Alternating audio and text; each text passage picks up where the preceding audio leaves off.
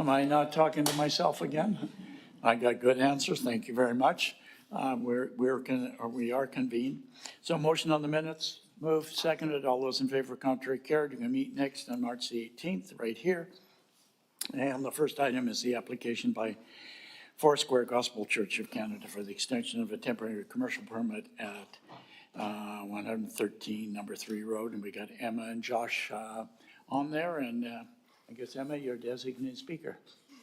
Thank you, Mr. Chair. Staff do not have any additional comments to provide, but I would like to highlight a few points. The application to extend the current temporary use permit applies to only Unit 140 at the subject site. A temporary use permit was previously issued in March 2022 and expires in March 2025. The applicant has made attempts to secure an alternative location on a suitably zoned site in the city over the length of the previous permit, but have been unsuccessful in their efforts to date. The applicant is requesting consideration of this temporary commercial use permit to allow them additional time to find a suitably zoned location elsewhere in the city. The commitments secured through the previous TUP, including the secured bike parking, have been completed and will continue to remain in place as part of this application. Thank you. I'm available for any questions. Okay, are there any questions? No, move the recommendation, seconded. All those in favor, contrary, carried. Thank you very much. Thank you. Thank you from the church for coming. So we'll go forward to council on Monday. The next item, number 2, is the Accessibility Advisory Committee report. And Melanie's going to give us the breakdown of it, number 1 committee in the city. Oops, did I say that? Thank you, Mr. Chair. Staff have nothing further to add to the report and are here to answer any questions. I'd invite any council member here as well to come and join us sometime at one of the meetings we have. I should have checked with the chair, but I will. But to see this committee in operation, I think, as you know, I've been saying things about them all the time, but it will open your eyes. All right, nothing to add. I'll move the report. Oh, sorry, Andy. Okay, good. Go ahead. Thanks, and through the chair, I'll take you up because my intel says there's cookies. So, but I just wanted to make a quick comment on the report. I mean, it's very thorough and comprehensive, so pretty impressive. I really like the highlights and the specific actions. It looks like a lot has been done to date. And just the one question I had in reading it was, in thinking about YVR, recently they had an announcement about neurodiversity and helping people navigate their way around YVR better. I know YVR is separate from the city, but I just wondered if that's something we're looking at or if you have any knowledge of what YVR has done, because it looked pretty impressive. Through the chair to Councillor Hobbs, yes, you know, I'm assuming this is YVR's work with Pacific Autism Foundation Network and Canucks, yeah. Yes. So we are aware of the work. We also, as a city, are working, you know, staff across departments to remove all types of barriers, including those for people who are neurodiverse. Just some examples, you know, the fire department has had staff attend training that was developed by Pacific Family Autism Network, specifically for first responders to support people who are neurodivergent. We have new sensory-friendly swims at Minera Center for Active Living, and that was developed with Canucks Autism Network. And those include sensory kits, but also setting up a sensory-friendly space during that activity. We're seeing a number of our centers have sensory-friendly kits, and these kits are, they have items that really help people when they're overstimulated. So they have things like fidget toys, soft items, so things that help reduce that stimulation. And so all our library branches have those at the Richmond Public Library. We're also seeing them used at our major events in the city to help people be able to participate. City centers, community centers offering some specific neurodivergent programming for children, and those are with new partnerships. One is a coding course, and it's with Code Initiative Foundation, and one is an adaptive basketball program, which is with the Jays Care Foundation. And I would add that when we updated our enhanced design guidelines, so the update went in 2024, that included specific considerations for neurodiversity in the built environment, and that was using an international standard. So we're doing it in the design of our buildings, but also in our activities as well. Wow, thanks. Okay, all right. Call the question on it. All those in favor? Contrary carried, thank you. Great stuff. Okay, and the next item we have on the agenda is the senior strategy highlights, 2023 to 4. And we have Navor and Claire. Thank you, Mr. Chair. Staff have nothing further to add to the report. We're happy to answer any questions. Okay, any questions? I'm going over to Alexa. There you go. Thank you through the chair. Thanks for the report. It looks like there's a lot of work being done. I know we kind of call older adults over 55, but for a senior strategy, I think it makes sense to actually talk about people over 65 because I think we're looking at people who are actually retiring and that sort of thing. So at least even to talk about 55 years and older, 40%, but what percent are actually over 65? Because I think that's a key piece of information. I know it's in there and it's embedded in there, but, you know, in your highlight, to say that it feels like almost half our population is over 50, and it's like, well, okay, but that doesn't necessarily, many of those people aren't really falling into the gist of what this is doing and how it's being served. Does that make sense? Okay, go ahead. 31% of the seniors population in Richmond are age 65 to 74, and 47% of seniors are age 55 to 64. And to answer your question, research has shown that aging is not necessarily associated with chronological age. So there might be different situations in people's life, depends on their physical health, mental health, and chronic condition. So it's good to be prepared for that as soon as possible. And CD's approach is to provide seniors awareness of programs and services to be prepared for their aging as they go through great life. Okay, Carol?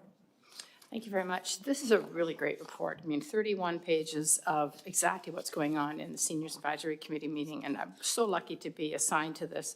But one thing I wanted to ask council is we should send questions to them more often because they have a wealth of knowledge. I mean, I don't know how many combined years of knowledge there is in the room when we meet with the Seniors Advisory, but it's incredible. And I think there's often times when we're not sure about something, and I would say it would be a good idea for council to refer things more often to the committee. They would actively jump on it and be very useful.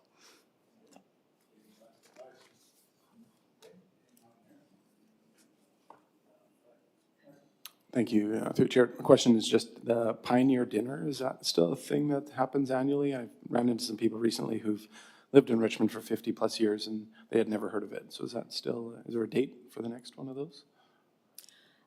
Through the chair to Councillor Wolf, I would need to defer that question. Actually, I believe we have a representative director from Recreation and Sport here that may be able to speak to the Pioneer Dinner specifically.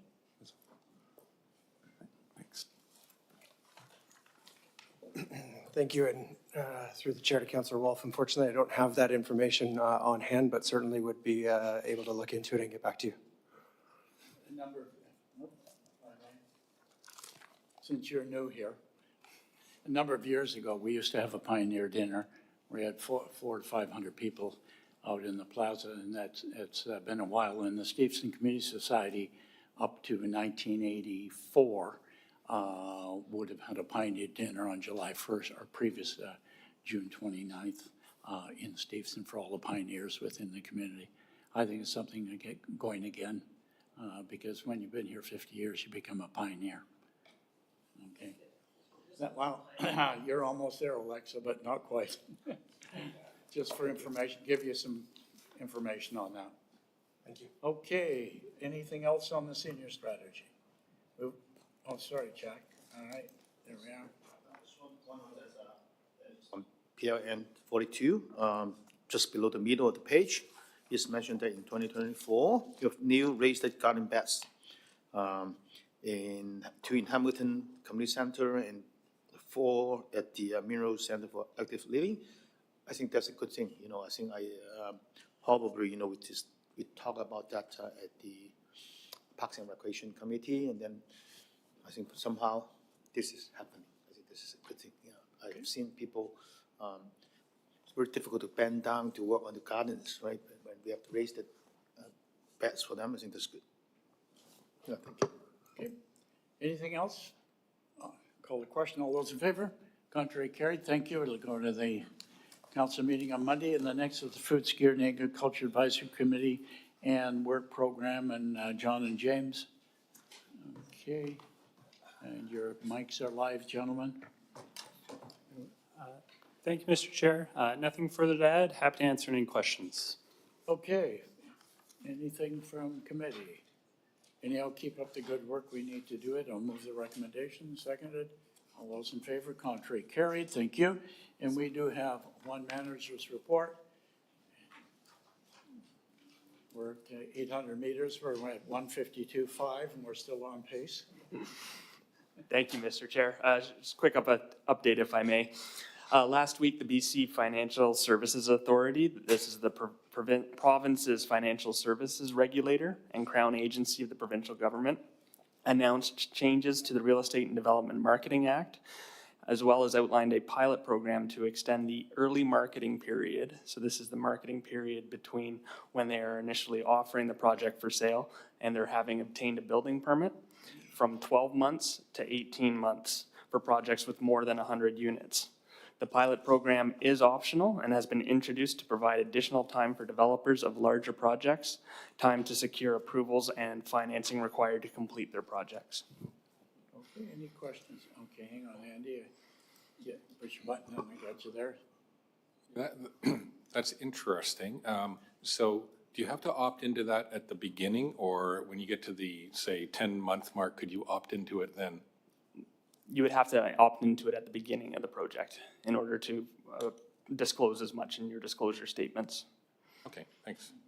Okay, anything else? Okay, thanks very much then. Greatly information. Anything else from any, Wayne? Oh, okay, clerk. Two quick updates from me. First, related to age-friendly initiatives.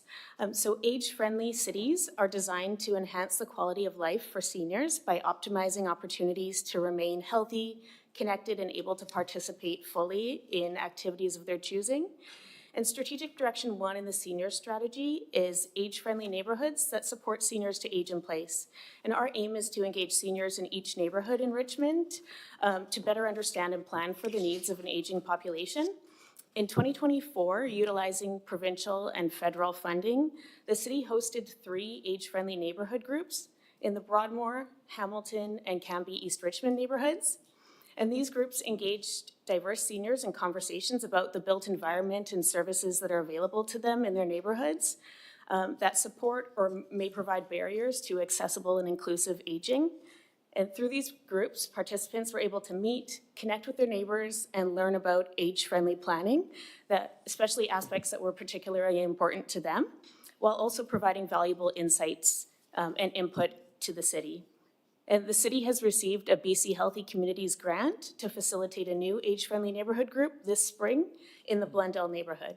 And we're hoping to secure additional funding to facilitate at least one more group in 2025. Great. And then one more update. Just a minute, any questions? Okay, Michael, sorry, let's stay with what you're. Yeah, thanks. My only question is, in Hamilton, there's the High Street, and I don't know if that's going to be a thing where we do more of those high streets in the city. But I know some elderly folks or younger who have hip injuries can't walk to get up those up to the high streets where the stores are, or down if that's where they're living and they want to get down. So right now, the High Street in Gilly is half constructed, and there's a staircase, so it gives people the option with railings to get up to the High Street. Where the future police station is going to go, that part's not completed, and I don't know if there's still plans to put a staircase to get down off the High Street on that side. Do you know, I'm not sure if anyone on staff can comment if that's already kind of in the works, because I've seen it being like an impediment for mobility. Okay, Josh? Through the chair to Councillor Wolf, that project on Gilly Road, it does include a level at grade connection across the building frontage that's accessed off of a public plaza at the top of the Gilly High Street area. Okay, all right, thanks. Okay, all right, anybody else on this topic? Okay, carry on. Thank you. My next update is about the federal State of Youth report. The Government of Canada's Youth Secretariat is currently seeking input for its second State of Youth report, which provides an update on the current state and priorities for youth in Canada in relation to the federal youth policy. So to ensure Richmond youth have the opportunity to express their views, the city has circulated information about the online engagement tool to city and community association and society staff that work with youth, the Richmond School District, and a network of youth-serving organizations. And city staff also reached out to staff with the Federal Youth Secretariat to request to engage Richmond youth specifically. And so we've set up 3 dedicated focus groups for youth in Richmond that will take place this month. So the first group will be combined with the Youth Advisory Committee, will be a virtual engagement.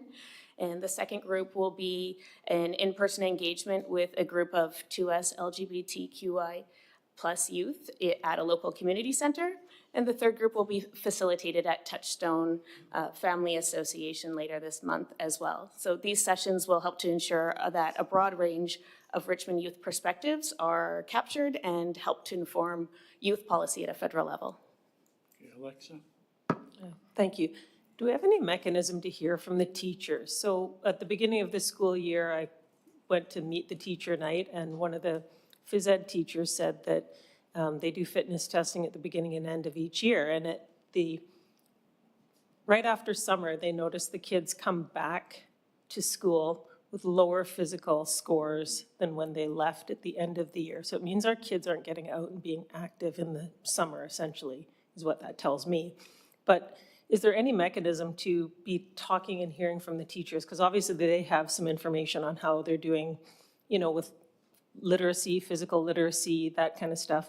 And if we kind of put the 2 pieces of information, so not just the kids' opinions, but also hear from the teachers, because they obviously have some clear data on what's happening with our kids, that maybe we could come up with even better programs for the kids, or the kids could come up with some things that are really meaningful to them to, stay fit and active throughout the summer.